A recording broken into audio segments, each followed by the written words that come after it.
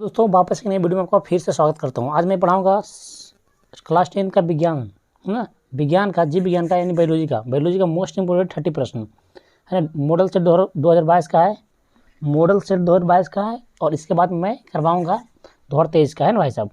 चलिए बने रहेंगे वीडियो देखते रहेंगे। चलिए पहला प्रश्न क्या है, देखिए पहला प्रश्न बता रहा ना, किसे रासायनिक दूध कहा जाता है, किसे रासायनिक दूध कहा जाता है ना, है ना। डायरेक्ट आंसर हार्मोन को रासायनिक दूध कहा जाता है। 2 नंबर प्रश्न यह बोल रहा है, 2 नंबर प्रश्न बोल रहा है द ओरिजिन ऑफ स्पेसीज नामक पुस्तक किसने लिखी है। डार्विन ने, लामार्क ने, है ना, ओपेरिन ने, बस ओपेरिन बाई समान ने। तो इसका डायरेक्ट आंसर भाई साहब डार्विन ने, चार्ल्स डार्विन ने।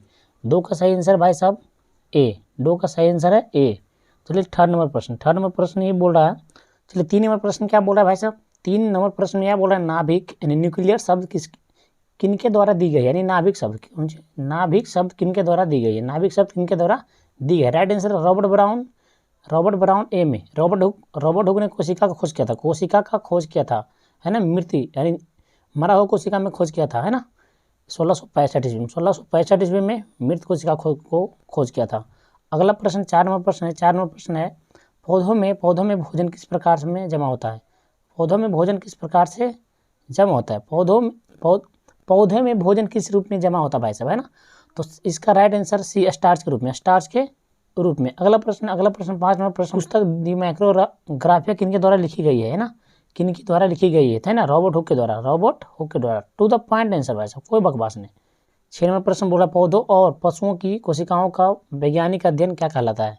वैज्ञानिक यानी पौधों और पशुओं का कोशिकाओं का वैज्ञानिक अध्ययन क्या कहलाता है, अनुवांशिकी कहलाता है, कोशिका विज्ञान कहलाता है, साइटोजेनेटिक्स कहलाता है, उत्तक विज्ञान कहलाता है। 6 का राइट आंसर हो जाएगा सी, साइटोजेनेटिक्स कहलाता है ना, 6 का डी। उसके बाद आ रहा है ना, यहाँ 7 और 8 एक ही साथ दिख रहा है प्रश्न, बहुत बढ़िया, 7 और 8 एक ही साथ दिख रहा है। तो मानव हृदय घिरा हुआ रहता है, मानव हृदय घिरा हुआ रहता है एपार्डियम से, एपार्कडियम से। ए नंबर मानव का हृदय एपार्कडियम से घिरा हुआ रहता है। बताइएगा मानव हृदय में कितने विषम पाया जाता है, मानव हृदय में कितने विषम पाया जाता है, यानी 4 विषम पाया जाता है। कितने? 4 विषम, उसी को बोलते हैं, क्या बोलते हैं, कोष्ठ बोलते हैं, है ना, 4 विषम पाया जाता है। अगला प्रश्न इसी में अगला प्रश्न है 8 नंबर बोल रहा है बीजांड की ओर परागनलिका की वृद्धि का कारण होता है ना। बीजांड की ओर परागनलिका की वृद्धि का कारण होता है, क्या है, केमेट्रोप्रिज्म, है ना, मनुष्य में क्या बोल रहा है, मनुष्य में श्वेत रक्त कोशिकाओं का जीवन अवधि कितनी होती है। मनुष्य में श्वेत रक्त कोशिकाओं का जीवन यानी WBC की जीवन अवधि कितने दिन की होता है ना। 2 से 4 दिन कहीं रहेगा लिखा हुआ, है ना। इसमें ऑप्शन है क्या, 12 से 10 दिन, 2 से 3 महीना, 20 से 30 दिन, 4 महीना से अधिक नहीं भाई साहब। इसका अब रेड ब्लड सेल का कितना होता है, 20 से 120 दिन होता है, 20 से 120 दिन तक होता है ना। लेकिन व्हाइट ब्लड का सेल का कितना, इसमें ऑप्शन तो है ही नहीं, क्या है, 12 से 10 दिन। 12 से WBC का जीवन अवधि कितना होता है, 12 से 10 दिन होता है, 12 से 10 दिन, है ना। अगला, पित्त कहाँ से स्रावित होता है, यानी पित्त जो होता है ना, पित्त कहाँ से स्रावित होता है भाई साहब। पित्त जो स्रावित होता है यकृत से, यकृत यानी जिगर यानी लीवर से, है ना। अब बोलिएगा पित्त जमा कहाँ होता है, पित्ताशय या अमाशय में, है ना, पित्ताशय या अमाशय, कुछ ऐसा फिगर आता है भाई साहब, पित्ताशय या अमाशय में, है ना, आम के जैसा रहता है फिगर। पित्त कहाँ से स्रावित होता है, निकलता है यकृत से। पित्त कहाँ से निकलता है, यकृत से, पित्त निकलता है यकृत से। जमा कहाँ होता है, पित्ताशय या अमाशय से ही होता है, अमाशय से। चलिए 11 नंबर प्रश्न, किस जीव में हीमोग्लोबिन नहीं होता है भाई साहब। हीमोग्लोबिन किसमें, ब्लड में पाया जाता है। अब बोलिएगा ब्लड में कौन सा तत्व पाया जाता है, ब्लड में कौन सा तत्व पाया जाता है, यानी Fe यानी लोहा, लोहा पाया जाता है ब्लड में। अरे भाई साहब क्या पढ़ा रहे, Fe लिखने में क्या दिक्कत हो रहा है, ब्लड में Fe होता है, लोहा होता है, आयरन जिसको बोलते हैं, ब्लड में आयरन पाया जाता है ना। तो इसमें क्या बोल रहा है भाई साहब, मनुष्य में तो खून होता है, पक्षी में भी खून होता है, इनमें से कोई नहीं, ये तो गलत है। हाँ, मक्खी में क्या बोल रहा है, इनमें हीमोग्लोबिन नहीं पाया जाता, मक्खी में हीमोग्लोबिन नहीं पाया जाता। चलिए 12 नंबर प्रश्न है, हीमोग्लोबिन की कमी से होता है एनीमिया रोग, है ना। मधुमेह डायरिया इसमें नहीं होता है, एनीमिया रोग होता है। मनुष्य के आहार नाल में अपशेषी अंग है। मनुष्य के आहार नाल के आहार नाल के अपशेषी अंग है भाई साहब, है ना। कौन सा है, कोलन है, एपेंडिक्स है, सीकम है, रेक्टम है। कौन सा है ना, 13 का बी अपेंडिक्स है। चलिए 14 नंबर प्रश्न है। 14 नंबर प्रश्न क्या बोल रहा है ना, निम्नांकित में कौन ट्रिप्सिन एंजाइम का कार्य है। निम्नांकित में कौन ट्रिप्सिन एंजाइम का कार्य है। कौन सा है भाई साहब, है ना, कौन सा है कौन सा है, देखिए निम्नांकित में कौन ट्रिप्सिन एंजाइम का कार्य है। तो प्रोटीन का पचाना, यानी प्रोटीन का पचना। अगला प्रश्न क्या आएगा, अगला प्रश्न भाई साहब 14 हो गए तो 15 नंबर आइए। 15 नंबर आइए, क्या बोला 15 नंबर, मुख गुहा में आहार का कौन सा भाग पाचन होता है। मुख गुहा में आहार का कौन सा भाग पाचन में होता है। कौन सा भाग पाचन में होता है, कार्बोहाइड्रेट। क्या था, कार्बोहाइड्रेट होता है। क्या था, कार्बोहाइड्रेट होता है। चलिए 16 नंबर आइए प्रश्न और 17 दोनों एक ही चाहते हैं भाई साहब। 16 17 देखिए क्या बोल रहा है ना, ऑक्सीजन का वाहक होता है रे भाई साहब। ऑक्सीजन काउंट होता है हमारे शरीर में, ऑक्सीजन होता है आरबीसी। ऑक्सीजन काउंट होता है आरबीसी में क्या पाया जाता है, हीमोग्लोबिन पाया जाता है। हीमोग्लोबिन के ही कारण हमारा ब्लड क्या होता है, लाल होता है। अब ब्लड में कौन सा आयरन पाया जाता है भाई साहब, कौन सा आयरन पाया जाता है, मतलब आयरन पाया जाता है भाई साहब। तब तो पाया जाएगा लोहा, है ना। अब बोलेगा ब्लड के पीएच मान कितना, ब्लड के पीएच मान तो 7.4 होता है, क्षारीय होता है। क्या होता है, क्षारीय होता है। ब्लड के पीएच मान कितना होता है, 7.4 क्षारीय होता है। अगला प्रश्न है भाई साहब, इसमें क्या है, चलिए 17 नंबर प्रश्न है। 17 नंबर प्रश्न यह बोल रहा है, 17 नंबर प्रश्न में क्या, रक्त में शर्करा का स्तर नियंत्रित करता है। तो डायरेक्ट इसका आंसर मैं बताता हूँ, है ना, प्रोजेस्टेरोन है, क्या है, प्रोजेस्टेरोन है ना। चलिए 17 नंबर प्रश्न हो गया क्लियर। 18 में आइए। चलिए कोई दिक्कत नहीं है। चलिए मानव शरीर में सबसे लंबी कोशिका कौन सा है, ये भाई साहब तो इसी को बोलते हैं ना, तंत्रिका कोशिका। इसमें पहले का आंसर मारा हुआ, मानव शरीर में सबसे लंबी कोशिका कौन सा है, तंत्रिका कोशिका, है ना। तंत्रिका कोशिका का संरचनात्मक एवं क्रियात्मक इकाई को कहते हैं, क्या कहते हैं, न्यूरॉन कहते हैं। क्या कहते हैं, न्यूरॉन कहते हैं, है ना। तंत्रिका कोशिका का संरचनात्मक एवं क्रियात्मक इकाई को कहते हैं, न्यूरॉन कहते हैं। और बीड़ी का संरचनात्मक एवं क्रियात्मक इकाई को कहेंगे नेफ्रॉन। क्या कहेंगे, नेफ्रॉन कहेंगे, है ना। चलिए 18 नंबर प्रश्न बोला है, पौधों में श्वसन अंग होता है रे भाई साहब। अरे इस बच्चा वाला प्रश्न आ गया, पौधों में श्वसन अंग किससे होता है, पौधों में श्वसन अंग होता है पतियों से होता है, श्वसन अंग।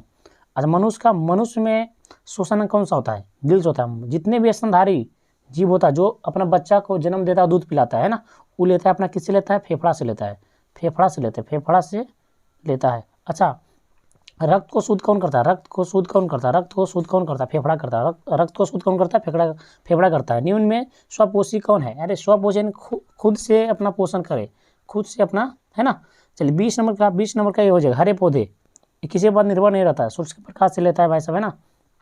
चलिए अगला 21 नंबर प्रश्न बोल रहा है ना, सी बीमारी श्वसन तंत्र से संबंधित है। बच्चा को होता है निमोनिया, है ना, नहीं बोलता लाओ रे बाओ निमोनिया हो गया, है ना। एंड्रोजन क्या है भाई साहब, एंड्रोजन एक नर हार्मोन। एंड्रोजन एक है, बहुत ज़्यादा महत्वपूर्ण प्रश्न है, नर हार्मोन है ना, नर हार्मोन है, याद रखिएगा। एंड्रोजन एक नर हार्मोन है। रुधिर चाप नियंत्रित होता है, रुधिर चाप नियंत्रित होता है ना।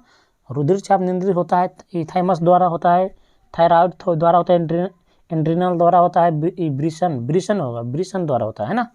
तो है ना, इसका क्या होता है, रुधिर चाप नियंत्रित होता है एंड्रिनल द्वारा, है ना। 23 का सी हो जाएगा, 23 का सी। चलिए 24 में आइए। 24 में अति महत्वपूर्ण प्रश्न क्या है, एक लिंगी पादप का उदाहरण है। अरे भाई साहब एक लिंगी पादप का उदाहरण है, पपीता हो सकता है। फूल बोलेगा ना, एक लिंगी फूल बोलेगा ना, पादप यानी पेड़ तो बोलिए पपीता। एक लिंगी फूल बोलेगा तो अड़हुल बोलिए, अड़हुल। अनुवांशिक का जनक कौन है, ग्रेगर जॉन मेंडल। उन्होंने अपना क्या किए थे, अनुवांशिक के लिए मटर का पौधा चुने थे, है ना, ग्रेगर जॉन मेंडल, है ना। अगला प्रश्न, चलिए अगला प्रश्न क्या है, 25 नंबर।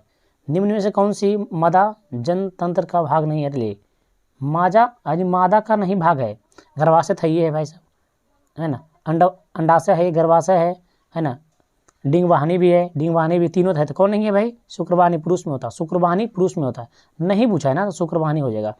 किसका? मादा का नहीं, यानी स्त्री का। किसका? स्त्री का कौन सी भाग नहीं है तो शुक्रवाहनी नहीं है, ये तो पुरुष में होता है। अंडवाहनी, गर्भाहनी है, डिंगवाहनी है, ये है ना। तो अगला प्रश्न है ना, द्विखंडन होता है किसमें होता है? द्विखंडन किसमें होता है भाई साहब? द्विखंडन किसमें होता है ना? पैरामीशियम में भी होता है, अमीबा में भी होता है ना, लिस्मेनिया में भी होता है। यानी द्विखंडन सभी में होता है। इनमें से सभी आंसर मारो भाई, इनमें से सभी मारो आंसर, है ना।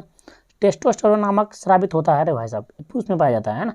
टेस्टोस्टेरोन नामक स्रावित होता है ना, अंडाशय से होता है स्रावित, अंडाशय से। टेस्टोस्टेरोन नामक कहाँ स्रावित होता है? अंडाशय से। लग रहा है इसमें कुछ गलती भाई साहब, इसमें कुछ लग रहा है गलती। जो भी गलती होगा मैं आपको एडिट करते समय आपको डाल दूंगा, है ना। तो देखते हैं अगला प्रश्न है, मानव मस्तिष्क का औसत वजन कितना होता है? 1.4 होता है। अरे 1.4 kg होता है, 1.4 kg, यानी 1 kg और 400 ग्राम होता है, 1 kg 400 ग्राम होता है ना। चलिए 29 नंबर प्रश्न है, समान मनुष्य का है ना रक्तदाब होता है, समान मनुष्य का फ्रकुचन रक्तदाब होता है, कितना होता है? कितना होता है भाई साहब, है ना। देखिए सी होता है 120 mm होता है, 120 mm होता है, 120 mm होता है, 120 mm होता है। चलिए अगला प्रश्न बोल रहा है, पतियों में प्रकाश संश्लेषण द्वारा भोजन पादप के अन्य भागों से किसके द्वारा भेजा जाता है ना।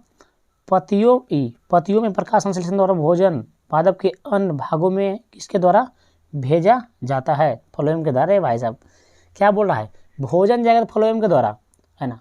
भोजन जाएगा पौधा में, सारा जगह भोजन जाएगा तो किसके द्वारा जाएगा? फ्लोएम के द्वारा। और जल और लवण जाएगा, भाई साहब तो जाइलम के द्वारा। जल और जल, जैसे जाइलम, है ना। जल और लवण जाएगा जाइलम के द्वारा, भोजन जाएगा पूरा शरीर। क्या बोला? पतियों और प्रकाश संश्लेषण और भोजन पादप में अन्य भागों में किसके द्वारा जाता है? तो फ्लोएम के द्वारा। और जल जहाँ बोल दिया जल तो जाइलम के द्वारा। तो दोस्तों है ना 30 प्रश्न मैं आपको करवाया हूँ। कितना प्रश्न करवाया भाई साहब? 30 प्रश्न। तो बताइएगा 30 प्रश्न आपको कितना प्रश्न आता था, है ना। कमेंट में इतना लिख दीजिएगा भाई साहब। इसी तरह की वीडियो देखने के लिए वीडियो को लाइक कीजिएगा, चैनल को सब्सक्राइब कीजिएगा। नेक्स्ट वीडियो में गुड बाय।